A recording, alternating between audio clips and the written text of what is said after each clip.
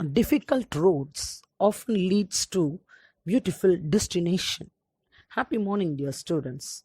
I welcoming you all to this online learning. In previous class, we have started the sixth chapter, evolution, and we completed up to the evidences of evolution in various parts of biology. And today we will discuss some of the theories of biological evolution in detail. In the theories of biological evolution, we are going to discuss the mutational theory. Hugo de Vries put forth the mutation theory. What is mutation? Mutations are sudden random changes that occur in an organism that is not inheritable. திடீர்னு ஒரு change ஒரு ஆர்கானிசம்ல வரும், ஆனால் அது அடுத்த ஜெனரேஷனுக்கு போகாது. So அதுதான் mutation. So de Vries carried out his experiments in the evening primrose plant and observed variation in them due to mutation. So according to de Vries, sudden and large variations were responsible for the origin of new species. So de Vries என்ன சொல்றேன்னா, இந்த மாதிரி திடீர்னு ஒரு variation வந்துச்சுன்னா கண்டிப்பா new species உருவாகும். Whereas Lamarck and Darwin believed in gradual accumulation of all variation as the causative factors in the origin of new species. So what are the salient features of a mutation theory? Mutations are discontinuous variations or transmitted to other generation. Mutation அடுத்த generationக்கு transmit ஆகுது. In naturally breeding populations, mutation occur from time to time. நேச்சுரலாக breed பண்ணக்கூடிய ஆர்கனிசம்ஸில் mutation அப்பப்போ நடக்குது. There are no intermediate forms, so they are fully pledged. Intermediate ஃபார்ம்ஸே கிடையாது. டேரெக்டாக இதுன்னா அதனுடைய நியூ ஸ்பீஷிஸ். ஸோ அப்போ இன்டர்மீடியட் ஃபார்ம்ஸ் இல்லை. Last one, they are strictly subjected to natural selection. So it's an important 2-mark question. Write the salient features of a mutation theory. Next we move on to the modern synthetic theory. This modern synthetic theory explained as a natural selection in the light of post-Darwinian discoveries. டார்வினுக்கு அப்புறம் வந்தவங்க discover பண்ணது. So this modern synthetic theory was given by Shewell Wright, Fisher, Mayer, Huxley, Dobzhansky, Simpson and Haeckel. According to this theory, gene mutation, chromosomal mutation, genetic recombination, natural selection and reproductive isolation are the 5 basic factors involved in the process of organic evolution. Sometimes 5-mark question will be asked. Explain the 5 basic factors involved in the process of organic evolution according to post-Darwinism. First one is the gene mutation. Gene mutation, geneல ஏதோ குறைபாடு. So changes in the structure of gene. From the name itself you can understand. Change in the structure of gene is called gene mutation. It is also called as point mutation. So அந்த மாதிரி change இருந்தால் ஜீனில் என்ன பண்ணும்? It alters the phenotype of an organism and produces variation in their offerings. Phenotype மாறுபடும், அதனால variation ஏற்படும். Second one is the chromosomal mutation. From the name itself you can understand changes in the structure of chromosomes. So எப்படி குரோமோசோம்ல ஸ்ட்ரக்சரில் changes வரும்? Due to deletion, addition, duplication, inversion and translocation. This too alters the phenotype of an organism. இந்த மாதிரி குரோமோசோம்ஸில் ஏதோ ஒன்று add ஆகிறது, ஏதோ ஒன்று டெலீட் ஆகிறது, மாற்றி இருக்கிறது, டியூப்ளிகேட் ஆகிறது, இந்த மாதிரியான நிறையா சேஞ்சஸ் இருந்துச்சுன்னா கண்டிப்பாக ஆர்கனிசமோட phenotype மாறும் and produces a variation in the offerings. Third one is genetic recombination. This is due to crossing over of genes during meiosis. Genetic recombination, gene மறுபடியும் recombine ஆகுது. எப்போ ஆகும்? meiosis அப்போ. This bring about genetic variation in the individuals of the same species and can lead heritable variation.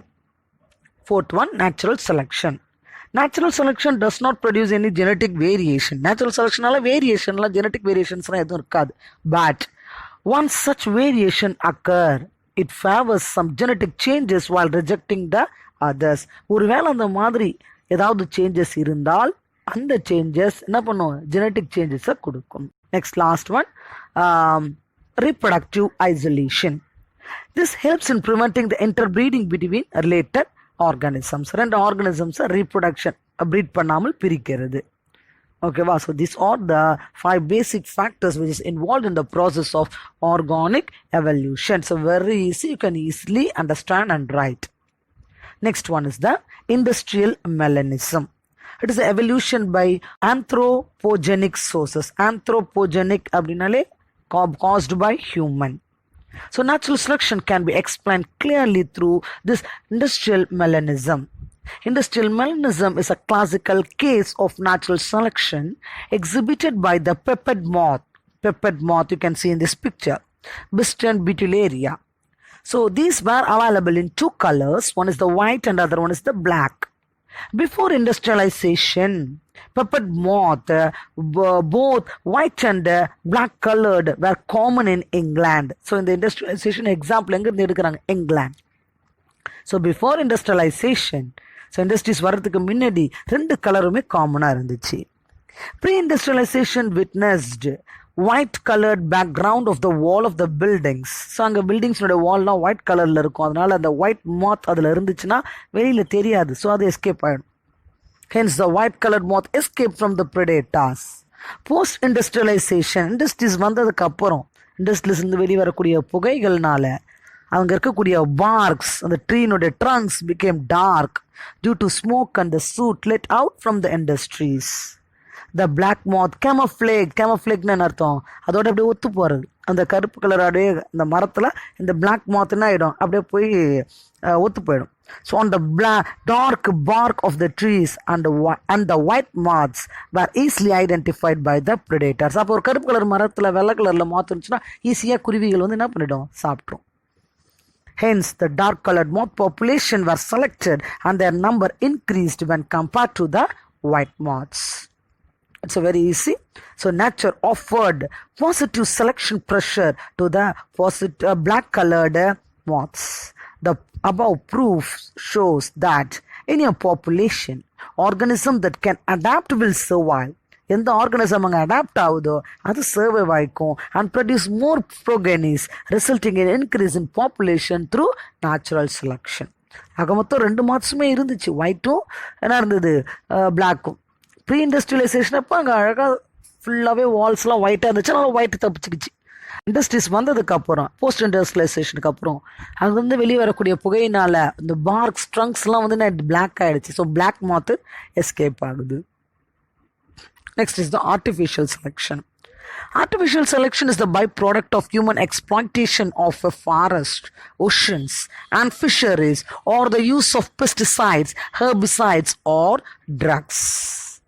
Artificial selection is the byproduct of human exploitation of forests, oceans, and fisheries, or the use of pesticides, herbicides, or drugs. Next is adaptive radiation. The evolutionary process which produces new species diverged from a single ancestral form becomes adapted to the newly invaded habitats. So ஏற்கனவே ஒரு புது species ஏற்கனவே இருந்த ஆன்செஸ்டர்லேருந்து பிரிஞ்சு அங்கே இருக்கக்கூடிய பர்டிகுலரான அந்த ஹேபிட்டேட்டில் அது அடாப்ட் ஆகிடுச்சு. That is called as adaptive radiation. Australian marsupials and Darwin finches are the best example of this adaptive radiation. When more than one adaptive radiation occurs in an isolated geographical area, adaptive radiation ஒன்றுக்கு மேற்பட்டது நடந்துச்சுன்னா having the same structure and functional similarity, it is due to convergent evolution. Convergent இந்த வார்த்தை கேள்விப்பட்டிருப்பீங்க இல்லையா? Due to convergent evolution, so when more than one adaptive radiation occur in an isolated geographical area having the same structural and functional similarity, it is due to convergent evolution. First we see Darwin finches.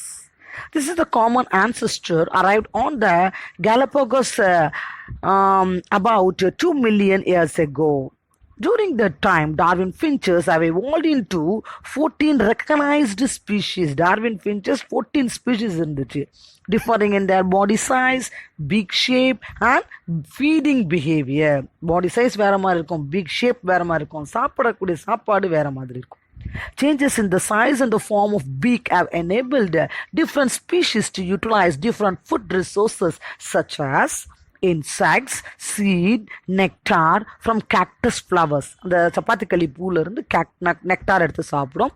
And blood from the iguanas. Iguanasனா அது உடும்பு. All driven by natural selection.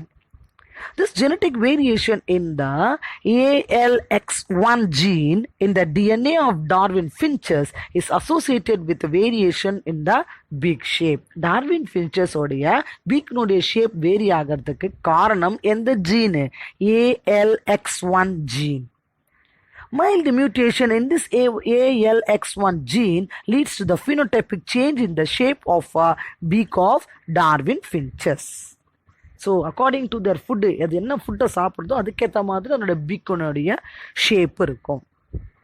Next is the marsupials in Australia and placental mammals in North America are the two subclasses of mammals that have adapted in similar way to a particular food resource, locomotor skill or climate.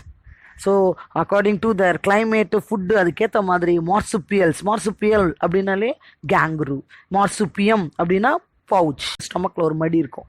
So that is called as pouch. So marsupium அப்படின்னாலே pouched animals. And placental mammals, the mammals which is having placenta. So they were separated from the common ancestor more than 100 million years ago and each continued to evolve independently. Despite of all the temporal and the geographical separation, these marsupials in Australia and the placental mammals in North America have produced variety of species and living in similar habitats with similar way of life. அப்போ marsupials, kangaroo எங்க இருந்துச்சு? ஆஸ்திரேலியால. Placental mammals is in North America. So this overall resemblance in shape, locomotory mode, feeding and foraging are superimposed upon different modes of reproduction. This feature reflects their distinctive evolutionary relationship. So according to that climate and the food resources, the locomotion, they are adapted to that particular environment, which shows the evolutionary relationship. Next one is the mechanism of evolution. Microevolution. Evolution on a small scale refers to the changes in the allelic frequencies within a population. What is mean microevolution? Micro na small. அப்ப சின்ன change இருந்தாலும் in an allele frequency within a population இருக்கக்கூடிய allele is nothing but a character. Okay, allele frequencies in your population may change due to 4 fundamental forces of evolution. அந்த மாதிரி ஒரு பாப்புலேஷன்ல அலில் frequency change ஆகுதுன்னா அதுக்கு 4 முக்கிய காரணங்கள் இருக்கிறது. Number 1 natural selection, 2 genetic drift, 3 mutation and 4 gene flow. First we see what is natural selection. Natural selection means it occurs when one allele makes an organism more or less fit to survive and reproduce in a given environment. One allele, ஒரு allele இருந்தால் போதும், or a combination of alleles, அந்த organism என்ன பண்ணுது, அந்த குறிப்பிட்ட இடத்துல ஃபிட்டாக வாழ வைக்குது. ஓகேவா? If an allele reduces fitness, its frequency tend to drop. அப்போ அந்த அலிலுக்கு தேவையான அந்த டாமினன்ஸ் இல்லைன்னா அங்கே அது என்ன ஆயிடுது, reduces its fitness. Different types of natural selection. First one is the stabilising selection. Second is the directional selection. Third is the disruptive selection. Stabilizing selection is also known as centripetal selection. Centripetal selection. This type of selection operates in a stable environment. பேர்லேருந்து தெரியுது stabilizing. So here it is stable. So it operates in a stable environment. The organisms with average phenotype survive. எந்த organism average ஃபினோடைப்ல இருக்குது அது survive ஆகும். whereas the extreme individuals from the both the ends are eliminated. Extreme அப்படியே ஒன்றுமே இல்லாமல் இருக்குதுல 2 எண்டும் அது eliminate ஆகிடுது. அப்போ ஆவரேஜ் ஃபினோடைப்பு சர்வைவ் ஆகும். there is no speciation. இங்கே தனியாக ஸ்பீஷீஸ்ன்னு ஒன்றும் உருவாகலை. but the phenotypic stability is maintained within the population over generation. And the phenotypic stability correct maintain பண்ணும். For example, measurement of sparrows that survived the storm clustered around the mean and the sparrows that failed to survive the storm clustered around the extremes of the variation showing stabilizing selection. அப்போ sparrow survive ஆகுது இல்லையா, ஒரு சில இடத்துல survive ஆகும், ஒரு சில இடத்துல ஆகலை. அப்போ அந்த எக்ஸாம்பிள் கொடுக்குறாங்க. Second one is the directional selection. The environment which undergoes gradual change is subjected to directional selection. அப்போ இங்கே சின்னதாக gradual change இருக்கு, அங்கே stable, இங்கே gradual change. This type of selection removes the individuals from one end towards the other end of phenotypic distribution. So இங்கே type of selection அப்படியே move ஆகுது ஒரு எண்ட்லேருந்து இன்னொரு எண்டுக்கு. For example, size differences between the male and the female sparrows. மேல் sparrow என்றது எப்படி இருக்கும், ஃபீமேல் ஸ்பாரோ அதனுடைய differences. So both and male and female look அலைக் externally. வெளியில் பார்க்குறதுக்கு ரெண்டுமே ஒரே மாதிரி தான் இருக்கும், but differ in body weight. Females show directional selection in relation to their body weight. So it is a directional selection. Third one, disruptive selection. It is also called as a centrifugal selection. When homogeneous environment changes into heterogeneous environment, homogeneous ஒரே மாதிரி இருந்த environment அப்படியே மாறுது, heterogeneous மாறும் பொழுது this disruptive selection is operational. The organisms of the both extreme phenotypes are selected. ரெண்டு extreme phenotype ரெண்டுமே select ஆகுது, whereas individuals with the average phenotype is eliminated. ஆவரேஜா இருக்கிறது eliminate ஆயிடுச்சு, ரெண்டு extreme எண்டில் இருக்கிறதும் என்ன ஆயிடுச்சு, select ஆயிடுச்சு. This results in splitting of a population into two subpopulation. அப்போ அந்த population ரெண்டா உடஞ்சி ரெண்டு extreme எண்டில் இருக்கிறது ரெண்டு குரூப்பா ரெண்டு ஸ்பீஷீஸா மாறிடுது. This is a rare form of selection but leads to the formation of two or more different species. It is also called as adaptive radiation. Example for this is Darwin finches big size in relation to the seed size inhabiting the Galapagos Island. So what is natural selection and what are the different types of natural selection are important 5-mark question. Next is gene flow. What is meant by gene flow? Movement of genes through gametes or movement of individuals is called gene flow. That is, immigration and emigration takes place in your population. Organisms and gametes that enter into a new population may have new alleles. எந்த ஆர்கானிசமோ இல்லை ஒரு கேமெட்டோ ஒரு புது பாப்புலேஷனுக்குள்ளே enter ஆச்சுன்னா அங்கே புது character புது alleles உருவாகும், or may bring the existing allele but in different proportions than those already in the population. ஒரு இடத்துல இருந்து இன்னொரு இடத்துக்கு ஜீன் ஃப்ளோ ஆச்சுன்னா அதுதான் ஜீன் ஃப்ளோ. ஸோ அப்படி மாறும் பொழுது சில சேஞ்சஸ் நியூ அலீல்ஸ் உருவாகும், இல்லைனா ஏற்கனவே இருந்த அலீலில் சில சேஞ்சஸ் இருக்கும். Gene flow can be strong agent of evolution. 1 mark dash is the strong agent of evolution. Gene flow. Next is genetic drift. It is also called Shevel-Wright effect. Genetic drift is a mechanism of evolution in which the allelic frequencies of an population change over generation due to chance. Genetic drift என்றது it is a mechanism of evolution in which the allelic allele frequency of a population change ஆகுது over generation மாறுது due to chance. Genetic drift occur in all population size. எல்லா populationலயும் இருக்கும், but it effects are stronger in the small population than the large population. அதோட effect அதிகமா எங்க இருக்கும், small populationல தான். It may result in loss of some alleles and fixation of other alleles. இதனால சில alleles மறையும், ஒரு சில alleles strong ஆகும். Genetic drift can have major effects when the population is reduced in size by natural disaster due to bottleneck effect, or when a small group of people or population splits from the main population to form a new colony due to founder's effect. Founder புது species உருவாகுது, found பண்ணுது, அதான் founder. So பாட்டில் neck எஃபெக்ட்னா என்ன, அது ஒரு எக்ஸாம்பிளுக்கு ஒன்று சொல்கிறேன். அந்த பிக்சர்லேயே பாரு, பாட்டில் லாங் பாட்டில், அதுதான் ஒரு பெரிய பாப்புலேஷன். அவரோட நெக்கு பாரு, சின்ன பாப்புலேஷன் இல்லையா? So any changes in this long பாப்புலேஷன்னா அது நேரம் எங்கே வந்து முடியுது? ஸ்மால் பாப்புலேஷனில் முடியுது. அதுதான் bottleneck effect. when a small population splits from the main population. இந்த பெரிய மெயின் பாப்புலேஷன்லேருந்து மேலே இருக்கக்கூடிய சின்ன அந்த பாட்டிலோட நெக் தான் ஸ்மால் பாப்புலேஷன். அதுக்கு பேர் தான் bottleneck effect. Understood? Next one is mutation. Although mutation is the original source of all genetic variation. Mutation நான் சொல்லிட்டா sudden change in the chromosome or an organism or a gene. So அதனால் genetic variations நடக்கும். Mutation rate மாறும். Mutation rate for most of the organisms is low. Mutation rate கம்மியாக இருக்கும். Hence, new mutations on an allelic frequencies from one generation to the next is usually not large. அப்போ புது mutation ஒரு allelic frequencies ஒரு generation இன்னொரு ஜெனரேஷனுக்கு வரும்போது அந்த அளவுக்கு பெருசாக இருக்காது. ஓகேவா? The mutation may be in a low rate. Next we move on to Hardy-Weinberg principle.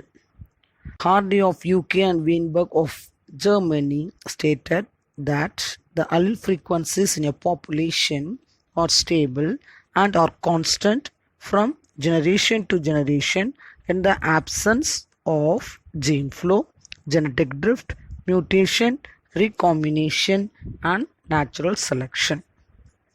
If your population is in a state of Hardy-Weinberg equilibrium, the frequencies of alleles and genotypes or set of alleles in that population will remain same over generation.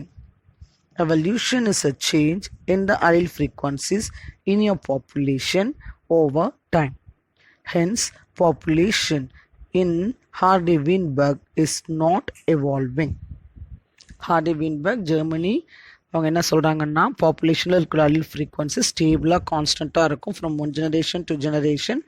அங்கே வந்து genetic gene flow, genetic drift, mutation, recombination இதெல்லாம் இருக்கக்கூடாது. ஓகேவா? So the frequency of alleles and genotype இது எல்லாமே அந்த பாப்புலேஷனில் சேமாக இருக்கும் ஓவர் ஜெனரேஷன். ஸோ எவல்யூஷன் அப்படின்னா change in the allele frequency in your population. இந்த பாப்புலேஷன் வந்து சேமாக இருக்கிறதுனால Hardy-Weinberg equilibrium is not evolving. So there are certain assumptions which includes in Hardy-Weinberg equilibrium, such as it should not have mutation, no mutation, random mating, no gene flow, very large population size and no natural selection. So without all these, so Hardy-Weinberg equilibrium will remain constant. Suppose if you have a population, large population of beetles and appear in two colors. For example, we take beetles, so it appear in two colors, dark gray and light gray, and the color is determined by a gene capital A. So capital A and small a beetles are dark gray. That means dark gray or dominant characters. அப்போ capital A னு எங்கே வந்தாலும் அது dark gray and small a beetles are light gray. In your population, let's say that capital A allele has frequency P of 0.3 and small a has a frequency of Q which of 0.7. So P plus Q is equal to 1. Capital A என்னோட frequency P அப்படின்னு எடுத்துக்கணும்னா அதனோட value 0.3. Small a உடைய frequency Qன்னு எடுத்துக்கிட்டோம்னா அதனோட value 0.7. If you add these two, we will get 1. If your population is in Hardy-Weinberg equilibrium, the genotype frequency can be estimated by Hardy-Weinberg equation. In this Hardy-Weinberg equation, we will get P square. P square means dominant character A and A. A and A combine to form P square. It is the frequency of A and A. And Q square means the frequency of small a and small a. And 2PQ is the frequency of the heterozygous capital A and small a. If the value of P is equal to 0.3 and Q is equal to 0.7, then P square is 0.09, that is 9%, and 2PQ is 0.42, that is 42 percentage, and Q square is 0.49, that is 49 percentage of small a. Hardy-Weinberg equation is P plus Q the whole square is equal to P square plus 2PQ plus Q square. Hence, the beetle population appears to be in Hardy-Weinberg equilibrium. When the beetle in Hardy-Weinberg equilibrium reproduce, the alleles and genotype frequency in the next generation would be the same. If you assume that the beetles mate randomly and the probability of getting the offering genotype depends upon the genotype of the combining parental gametes. That's all about Hardy-Weinberg equilibrium. Next is the origin and evolution of man. So mammals evolved in the early Jurassic period about 210 million years ago. Hominid evolution occurred in Asia and Africa. Hominids means they proved that human beings are superior to other animals and they are efficient in their making tools and culture. The earliest fossils of the prehistoric man, fossil records like Ramapithecus and Sivapithecus lived some 14 million years ago and were derived from the ape like Dryopithecus. So Dryopithecus and Ramapithecus were hairy and walked like gorillas and chimpanzees. Australopithecus lived in eastern African grassland about 5 million years ago and was called as Australian ape man. He was about 1.5 meter tall with bipedal locomotion. Bipedal na two pairs of limbs irukkum. So omnivorous, semi-erect and lived in caves. Low forehead, the forehead is very short, broad ridges over the eyes, protruding face, low brain capacity about 350 to 400 cc. Human-like dentition, lumbar curve in the vertebral column were his distinguishing features. So question will be asked, what are the distinguishing features of the early man, that means the Australian ape man. Homo habilis lived about 2 million years ago. After hominids, Homo habilis. Their brain capacity is about 650 to 800 cc and they were probably vegetarian. Homo habilis is the vegetarian. They had bipedal locomotion and uses tools to make the stones. Next comes the Homo erectus. Homo erectus is the first human-like being which lived around 1.7 million years ago and was much closer to human in looks. Like human மாதிரியே இருக்கிறாங்க Homo erectus. Skull was flatter and thicker than the modern man and had a large brain capacity of around 900 cc. Homo erectus probably eat meat. So Homo habilis vegetarian, Homo erectus meat சாப்பிட்டாங்க. Then comes Homo ergaster and Homo erectus were the first to leave Africa. Neanderthal human was found in the Neander Valley, Germany, with a brain size of capacity 1400 cc and lived between 34,000 to 1 lakh years ago. They differ from the modern human in having semi-erect posture. Semi-erect, பாதி அப்படி நிமிர்ந்த மாதிரி இருப்பாங்க. Heavy brow ridges, protruding jaws and no chin. Chin இருக்க. They were used animals to hide to protect their bodies. Knew the use of fire. Fire பத்தி தெரிஞ்சிருந்தது. Buried their dead. So அவங்களோட சேர்த்துட்டாங்க அப்படின்னா அதை எடுத்துமே bury பண்ணாங்க, எரிச்சாங்க. They did not practice agriculture and animal domestication. Next comes the Cro-Magnon, was one of the most talked forms of modern human found from the rocks of Cro-Magnon, France, and is considered as the ancestor of modern Europeans. So who is considered as the ancestor of modern Europeans? Cro-Magnon. They were not only adapted to various environmental conditions but were also known for their cave paintings, figures on the floors and walls. எழுத படிக்க படம் வரைய கற்றுக்கிட்டாங்க. Next comes the Homo sapiens or the modern man arose in Africa some 25,000 years ago and moved to the other continents and developed into distinct races. They had a brain capacity of 1300 to 1600 cc. They started cultivating crops and domesticating animals. So that's all about the origin and evolution of a man. As part of this lesson is the isolating mechanism. What is meant by isolation? Isolation is the separation of members of a single population into subpopulation so that the energy integrity of the subpopulation can be maintained. Isolation அப்படின்னா பிரிக்கிறது, separation of members. The most important distinction is the pre-zygotic and the post-zygotic isolation. So isolatingல ரொம்ப முக்கியம் pre-zygotic and post-zygotic isolation. Pre-zygotic mechanisms includes those which prevent two species from into contact. Coming into contact, ரெண்டு ஸ்பீஷிஸை close ரிலேஷனில் contact ஆகிறத prevent பண்ணுறது. So prevent the two species from coming into contact, which includes many types. And the post-zygotic mechanisms are those which act after fertilization. Fertilization அப்புறம். That includes hybrid sterility, hybrid inviability and hybrid breakdown. We will see one by one. First is the pre-zygotic mechanism, which includes number one, ecological isolation or habitat isolation.